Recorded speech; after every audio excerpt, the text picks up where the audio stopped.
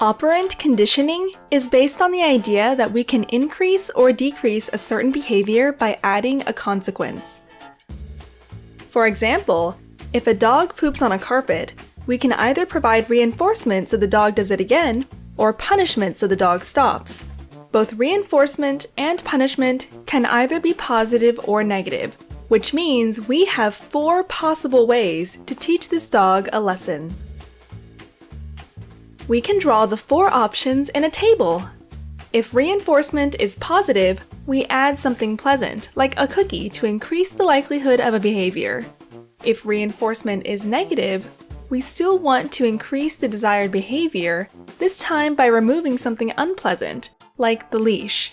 If punishment is positive, we add an unpleasant response to decrease behavior. When punishment is negative, we also want to decrease behavior, now by removing something pleasant, like the comfy carpet. If we stop any sort of manipulation, the conditioned behavior will eventually disappear again. This is called extinction. Operant conditioning was first studied by Edward L. Thorndike and later made famous by the work of B.F. Skinner. Skinner believed that organisms are doing what they do naturally until they accidentally encounter a stimulus that creates conditioning, which results in a change in behavior. To test this, he placed a rat inside an operant conditioning chamber, which later became known as the Skinner box.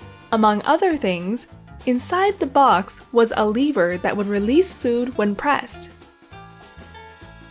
Conditioning happens in a 3-term contingency, today known as the ABCs of behavior.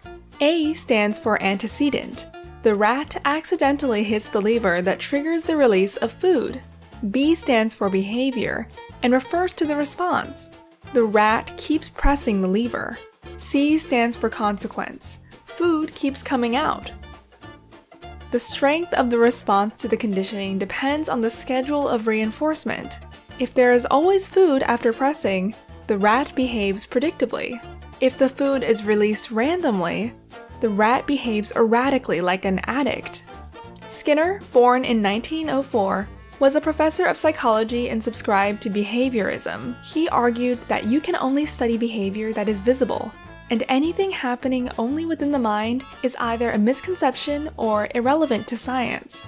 He thought free will was an illusion because behavior is either random or a reaction to the environment. His work became the foundation for behavioral therapy, military drills, and animal training.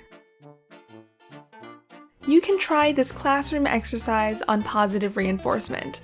One individual must exit the room. Now decide on a task which that individual will complete, such as finding a particular book. Then choose a non-verbal way of reinforcing that task, such as clapping your hands. Invite the person to come back into the room and let them try and complete the task, but don't give any instructions. Every time they are on the right track in regards to completing the task, clap your hands louder. If they move away from performing the task, reduce your applause or stop it entirely.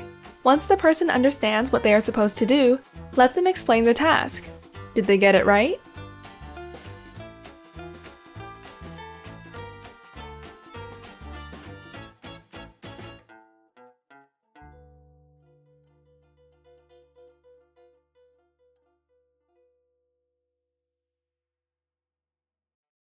Sprouts videos are published under the Creative Commons license.